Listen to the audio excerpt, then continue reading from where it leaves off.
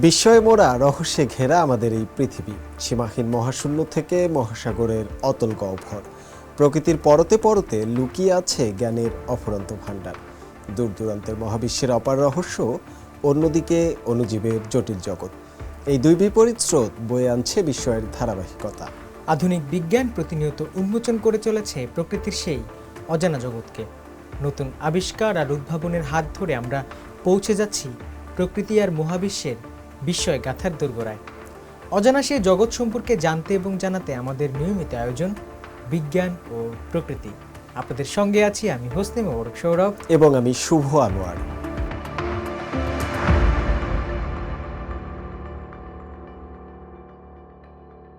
দর্শক, শুরুতেই বিজ্ঞান ও প্রযুক্তি।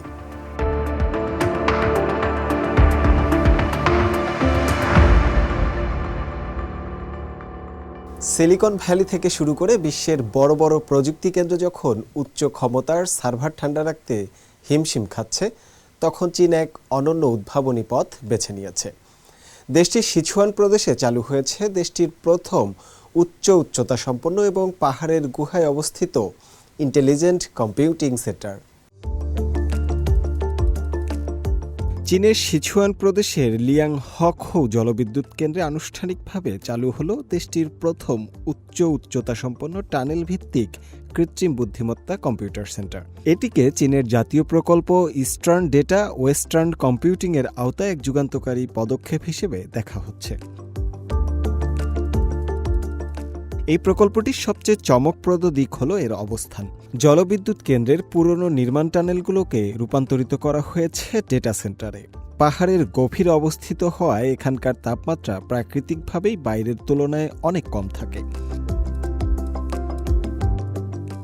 টানেলের প্রবেশপথের থার্মোমিটারে দেখা গেছে সেখানকার তাপমাত্রা মাত্র 8 ডিগ্রি সেলসিয়াস। শীত কিংবা বসন্ত সব ঋতুতেই টানেলগুলো শীতল ও শুষ্ক থাকে। এমনকি গ্রীষ্মকালেও এখানে কোনো উচ্চ তাপমাত্রা অনুভূত হয় না। এই প্রাকৃতিক শীতাতপ নিয়ন্ত্রণ ব্যবস্থার ফলে বিশাল বিশাল সার্ভার ঠান্ডা রাখতে কৃত্রিম এসির ব্যবহার প্রায় প্রয়োজন হয় না বললেই চলে। প্রাথমিক পর্যায়ে এখানে মোট 6টি কম্পিউটিং মডিউল চালু করা হয়েছে। বর্তমানে এর সক্ষমতা এতটাই বেশি, এটি সাধারণ দাপ্তরিক কাজে ব্যবহৃত প্রায় 24 কোটি ডেস্কটপ কম্পিউটারের সমান কম্পিউটিং ক্ষমতা প্রদান করতে পারে। এই কেন্দ্রটি শুধুমাত্র জলবিদ্যুৎ নয়, বরং বিশ্বের বৃহত্তম এবং সর্বোচ্চ উচ্চতার হাইড্রো সোলার কমপ্লিমেন্টারি প্রকল্পের মাধ্যমে পরিচালিত হচ্ছে। অর্থাৎ এটি সম্পূর্ণ পরিচ্ছন্ন ও নবায়নযোগ্য শক্তি ব্যবহার করে চলছে। জ্বালানি দক্ষতার পরিমাপে এই সেন্টারের পাওয়ার ইউসেজ ইফেক্টিভনেস মান 1.2 এর নিচে রাখা সম্ভব হয়েছে। সাধারণত পাওয়ার ইউসেজ ইফেক্টিভনেসের মান 1 এর যত কাছাকাছি হয় সেই সেন্টারকে তত বেশি সাশ্রয়ী ধরা হয়। এখানে প্রতি 1.2 কিলোওয়াট ঘন্টা বিদ্যুৎ ব্যবহারের বিপরীতে মাত্র 0.2 কিলোওয়াট ঘন্টা বিদ্যুৎ কুলিং বা আলোর মতো আনুষঙ্গিক কাজে ব্যয় হয়, যা চীনের সবচেয়ে সাশ্রয়ী ডেটা সেন্টারগুলোর মধ্যে অন্যতম। বিশেষজ্ঞরা মনে করছেন এই প্রকল্পটি একদিকে যেমন প্রযুক্তির জন্য প্রয়োজনীয় বিপুল শক্তির যোগান দিচ্ছে, অন্যদিকে পাহাড়ের গুহাকে ব্যবহার করে পরিবেশের ওপর বিরূপ প্রভাব কমিয়ে আনছে। এটি মূলত চীনের ডিজিটাল অর্থনীতি ও নবায়নযোগ্য শক্তি খাতের সফল সংমিশ্রণের একটি উজ্জ্বল দৃষ্টান্ত। শুভ আনোয়ার, সিএমজি বাংলা। চীনের মহাকাশ গবেষণায় যুক্ত হলো আরেকটি গুরুত্বপূর্ণ মাইলফলক। দক্ষিণ পশ্চিমাঞ্চলীয় ছংছিং মিউনিসিপ্যালিটিতে সফলভাবে সম্পন্ন হয়েছে দেশটির প্রথম গুহা ভিত্তিক মহাকাশ প্রশিক্ষণ মিশন। এই বিশেষ প্রশিক্ষণ মিশনে অংশ নেন মোট 28 জন চীনা মহাকাশচারী, যা ভবিষ্যৎ দীর্ঘমেয়াদী মহাকাশ অভিযানের প্রস্তুতিতে এক নতুন দিগন্ত উন্মোচন করেছে। আরও বিস্তারিত থাকছে আফরিন মিমের প্রতিবেদনে।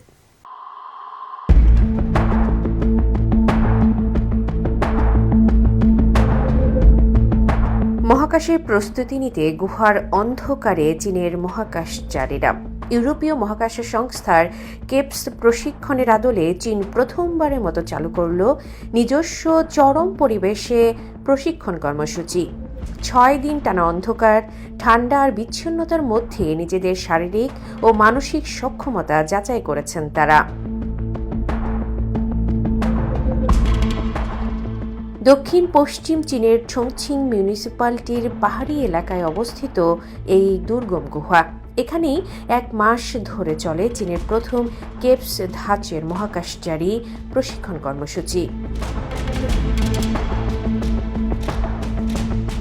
28 জন মহাকাশচারীকে 4টি দলে ভাগ করা হয়। প্রতিটি দলকে গুহার ভেতরে টানা 6 দিন 5 রাত থাকতে হয়েছে। গুহার ভেতরের গড় তাপমাত্রা ছিল মাত্র 8 ডিগ্রি সেলসিয়াস এবং আর্দ্রতা প্রায় 99%। এই পরিবেশ অনেকটাই মহাকাশের মতো, বিচ্ছিন্নতা, সীমিত পরিসর এবং সবসময় ঝুঁকির মধ্যে কাজ করা। প্রতিদিন মহাকাশচারীদের সম্পন্ন করতে হয়েছে একাধিক ঘন্টার গুহা অনুসন্ধান অভিযান, যা শারীরিক দিক থেকে স্পেস ওয়ার্কের সমতুল্য। তাদের পাড়ি দিতে হয়েছে অত্যন্ত সংকীর্ণ পথ, দড়ির সাহায্যে উঠতে হয়েছে খাড়া পাহাড়ে, আবার নামতে হয়েছে গভীর খাদে। শারীরিক পরীক্ষার পাশাপাশি চালানো হয়েছে বৈজ্ঞানিক গবেষণাও। মহাকাশচারীরা গুহা জরিপ, পরিবেশ পর্যবেক্ষণ, জীবাণু ও পলিমাটির নমুনা সংগ্রহ করেন। প্রশিক্ষণের মাঝেই হঠাৎ তৈরি করা হয় জরুরি পরিস্থিতি, যেমন কৃত্রিম মেডিকেল ইভাকুয়েশন, যাতে যাচাই করা যায় তাদের দ্রুত সিদ্ধান্ত ও দলগত সমস্যা সমাধানের দক্ষতা। এই প্রশিক্ষণের অন্যতম গুরুত্বপূর্ণ অংশ ছিল মানসিক আচরণ পর্যবেক্ষণ। দীর্ঘ সময় অন্ধকার ও নিঃসঙ্গ পরিবেশে থাকার ফলে মহাকাশচারীদের মধ্যে দেখা দেয় মানসিক চাপ ও সংবেদনশীলতার পরিবর্তন। এই কর্মসূচির নেতৃত্ব দেন অভিজ্ঞ মহাকাশচারী ইয়ে কোয়াংফু, যিনি আগে ইউরোপীয় মহাকাশ সংস্থার কেপস প্রশিক্ষণেও অংশ নিয়েছিলেন। তার মতে চীনের এই প্রশিক্ষণে রয়েছে নিজস্ব উদ্ভাবন।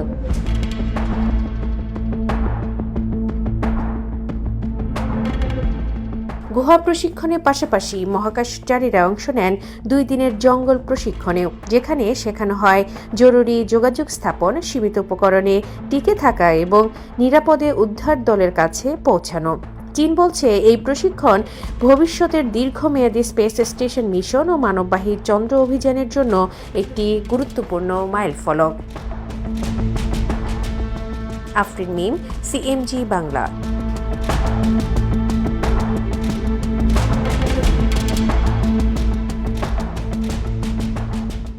চীনের স্পেস স্টেশন টেলিস্কোপ সুনথিয়ান বা CSST ডেটা সেন্টার সিমুলেশনে বড় সাফল্য অর্জন করেছে। যৌথ গবেষক দল টেলিস্কোপটির অপটিক্যাল সিস্টেম ও পর্যবেক্ষণ টার্মিনালের জন্য এন্ড টু এন্ড সিমুলেশন ব্যবস্থা তৈরি করেছে, যার মাধ্যমে পিক্সেল স্তরে উচ্চমানের ডেটা সিমুলেশন সম্ভব হয়েছে। গবেষকদের মতে উৎক্ষেপণের পর দ্রুত ও নির্ভুল বৈজ্ঞানিক ফল অর্জনে এটি গুরুত্বপূর্ণ ভিত্তি হিসেবে কাজ করবে।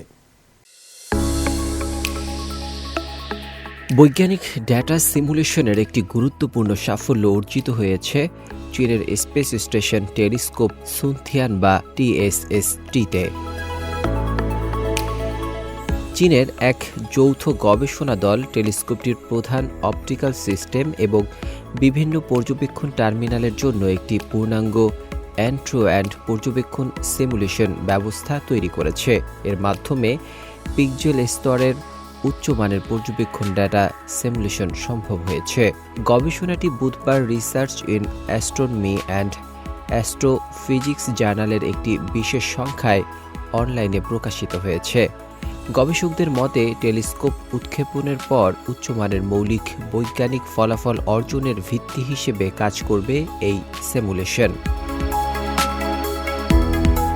চীনের মানববাহী মহাকাশ কর্মসূচির অংশ হিসেবে পরিকল্পিত CSST-তে রয়েছে 2 মিটার ব্যাসের প্রধান মিরর, এর বড় দৃশ্যপট, উন্নত চিত্রমান এবং বিস্তৃত তরঙ্গ দৈর্ঘ্য কাভারেজ মহাবিশ্ব, গ্যালাক্সি, মিল্কওয়ে, নক্ষত্র ও গ্রহ নিয়ে গুরুত্বপূর্ণ আবিষ্কারের সুযোগ তৈরি করবে।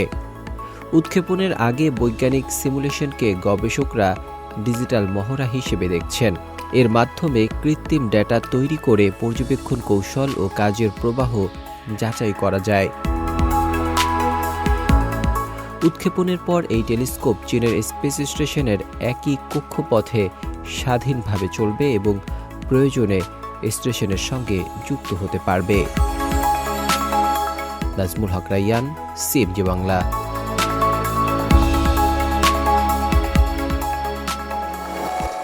এবার প্রাণ ও প্রকৃতি।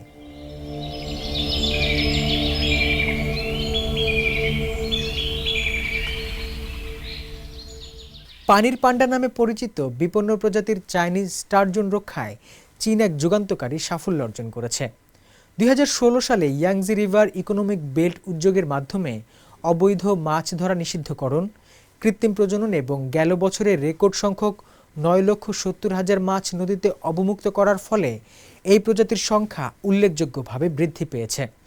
মূলত কঠোর আইন এবং বিজ্ঞানসম্মত সংরক্ষণের মাধ্যমেই চীন তাদের দীর্ঘতম নদী ইয়াংজির জীববৈচিত্র্য পুনরুদ্ধারে সক্ষম হয়েছে।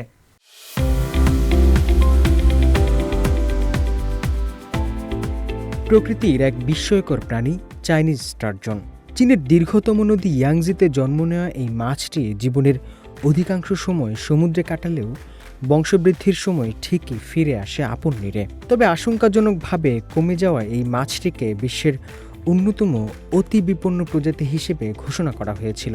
এই সংকটময় অবস্থা থেকে স্টারজনকে বাঁচাতে 2016 সাল থেকে চীন সরকার যে বিশাল কর্মযজ্ঞ শুরু করেছে তার সুফল এখন দৃশ্যমান হতে শুরু করেছে। 2016 সালের শুরুতে চীন সরকার ইয়াংজি রিভার ইকোনমিক বেল্ট নামক একটি বিশেষ উদ্যোগ গ্রহণ করে। 11টি প্রদেশ ও শহর নিয়ে গঠিত এই অঞ্চলের মূল লক্ষ্য ছিল উন্নয়নের পাশাপাশি ইয়াংজি নদীর বাস্তুসংস্থান রক্ষা করা। এই উদ্যোগের আওতায় নদী থেকে অবৈধ মাছ ধরা নিষিদ্ধ করা হয় এবং স্টারজন মাছের প্রজনন ও বিচরণ ক্ষেত্রগুলো সংস্কারের বিশেষ ব্যবস্থা নেওয়া হয়। 2020 সালের জুন মাসে সাংহাই শহর কর্তৃপক্ষ চাইনিজ স্টারজন সংরক্ষণে একটি বিশেষ আইন পাশ করে। কোনো একটি নির্দিষ্ট প্রজাতির মাছ রক্ষায় স্থানীয় পর্যায়ে এমন আইন চীনে এর আগে কখনো দেখা যায়নি। এই আইনি কঠোরতা এবং বৈজ্ঞানিক ব্যবস্থাপনার ফলে ইয়াংজি নদীর মোহনায় জীববৈচিত্র্যের হার উল্লেখযোগ্যভাবে বৃদ্ধি পেয়েছে। এছাড়াও নদীতে স্টারজনের সংখ্যা বাড়াতে চীন কৃত্রিম প্রজনন এবং মাছ ছাড়ার এক বিশাল কর্মসূচি হাতে নিয়েছে। 2024 সাল থেকে কৃষি ও পল্লী বিষয়ক মন্ত্রণালয় এই প্রচেষ্টাকে আরও জোরালো করেছে। সরকারি তথ্য মতে কেবল 2025 সালে প্রায় 9,70,000-এরও বেশি কৃত্রিমভাবে প্রজনন করা চাইনিজ স্টারজন ইয়াংজি নদীতে অবমুক্ত করা হয়েছে। সম্প্রতি এক গবেষণায় এর অভাবনীয় ফলাফল দেখা গেছে। সাংহাই জলজ বন্যপ্রাণী সংরক্ষণ ও গবেষণা কেন্দ্রের গবেষক ওয়াং থিং জানান, 2025 সালে ইয়াংজি নদীর মোহনায় রেকর্ড সংখ্যক স্টারজন শনাক্ত করা হয়েছে, যা আগের বছরগুলোর তুলনায় অনেক বেশি।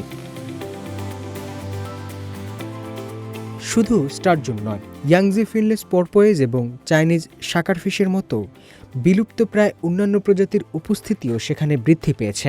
চাইনিজ স্টারজনকে রক্ষা করার এই লড়াই কেবল একটি প্রজাতির অস্তিত্ব রক্ষার লড়াই নয়, এটি ইয়াংজি নদীর সম্পূর্ণ প্রাকৃতিক ভারসাম্য পুনরুদ্ধারের একটি শক্তিশালী কার্যক্রম। কঠোর আইন, বিজ্ঞানসম্মত গবেষণা এবং সরকারের সুদূরপ্রসারী পরিকল্পনার সমন্বয়ে এখন ফিরে আসতে শুরু করেছে ইয়াংজি নদীর হারানো সৌন্দর্য। হোসনে মোবারক সৌরভ, সিএমজি বাংলা।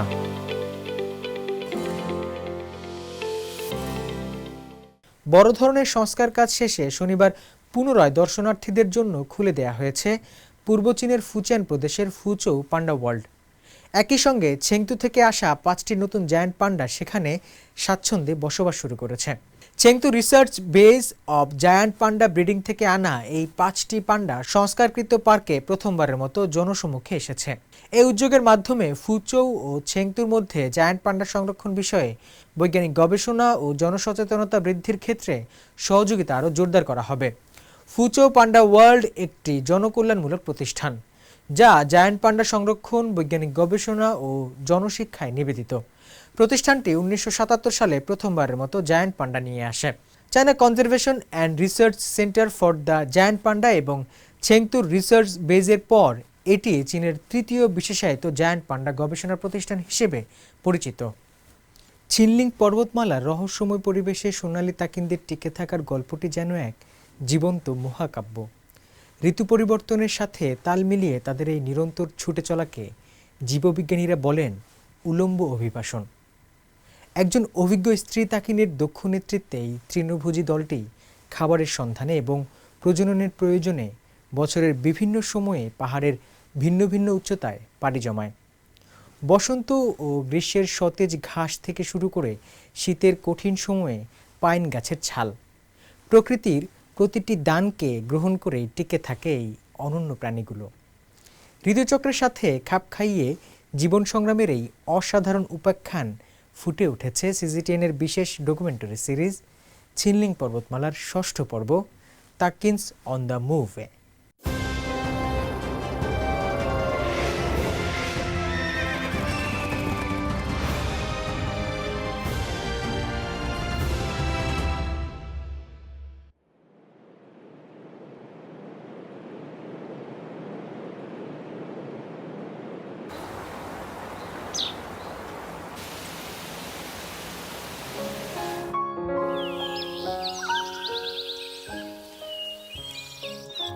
জুনের উষ্ণতা বাড়ার সঙ্গে সঙ্গে ফুলে ফুলে ভরে ওঠে পাহাড়ি গাছপালা।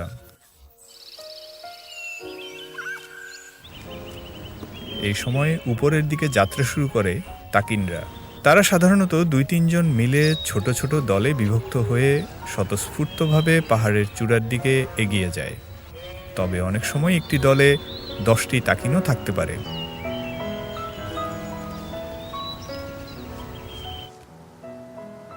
অনেক উঁচুতে ছিনলিং ফার ও দাহুরিয়ান লার্চ গাছের সারি, একটি প্রাচীন বনভূমি তৈরি করেছে এরা। এই বন আশেপাশের তৃণভূমির সঙ্গে মিলেমিশে গড়ে তুলেছে এক অনন্য আলপাইন বাস্তুসংস্থান।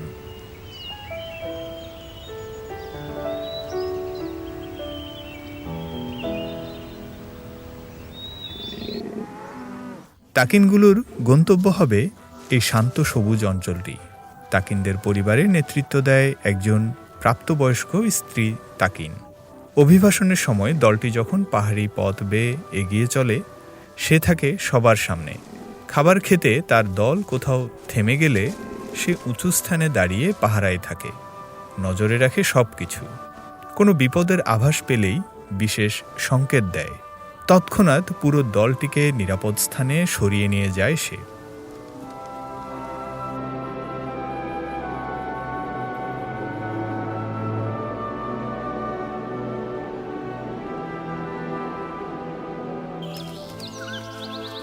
বেশিরভাগ তৃণভোজী প্রাণীর মতো তাকিনরাও দল বেঁধে ঘুরে বেড়ায়।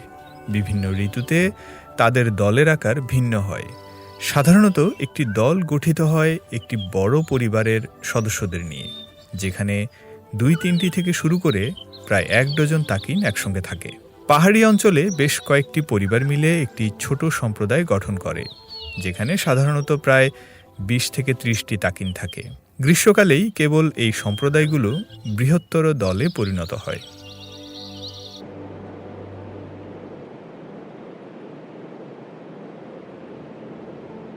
আরও খাবার ও প্রজননের জন্য অনুকূল জায়গা খুঁজে পেতে সোনালী তাকিনরা প্রতি বছর এক দীর্ঘ পদযাত্রায় বের হয়।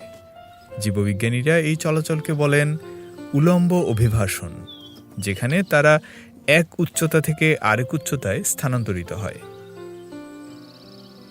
বসন্তকালে তারা নেমে আসে উপত্যকায়, যার উচ্চতা থাকে সমুদ্র পৃষ্ঠ থেকে ১৬০০ মিটারেরও কম।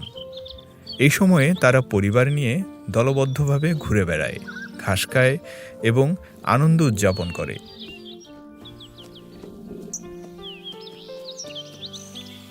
উষ্ণ ঋতু, বিশেষ করে বসন্ত ও গ্রীষ্ম, তাদের বংশবৃদ্ধির জন্য সবচেয়ে উপযুক্ত সময়। গ্রীষ্মকালে তাপমাত্রা বাড়ার সাথে সাথে উঁচু স্থানে ভোজ্য উদ্ভিদগুলোতে নতুন পাতা গজাতে শুরু করে। এই সময় তাকিনরা সমুদ্রপৃষ্ঠ থেকে ২২০০ মিটার বা তার চেয়ে বেশি উচ্চতায় থাকা বনভূমিতে চলে আসে। এখানে তারা সুস্বাদু ও পুষ্টিকর কচি ঘাস ও পাতা খায়। শরৎকালে যখন তাপমাত্রা দ্রুত নেমে যায়, গাছপালা যখন শুকিয়ে যেতে শুরু করে, তখন তাকিনের পরিবারগুলো নিচু এলাকায় নেমে আসে এবং ঝরা পাতা খেয়ে জীবন ধারণ করে।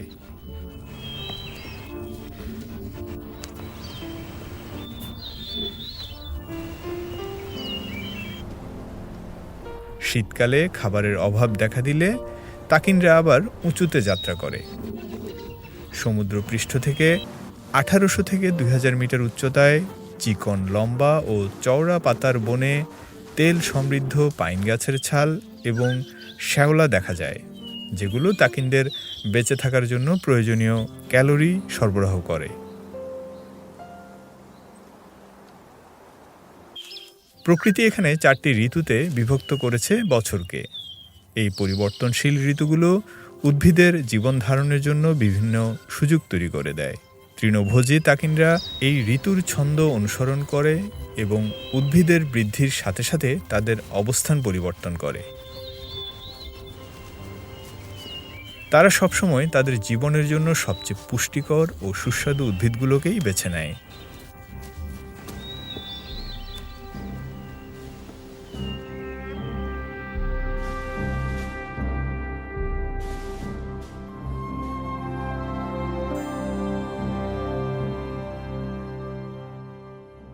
দর্শক, সামনে অপেক্ষা করছে আরও বহু বিষয়, আরও না বলা কথা।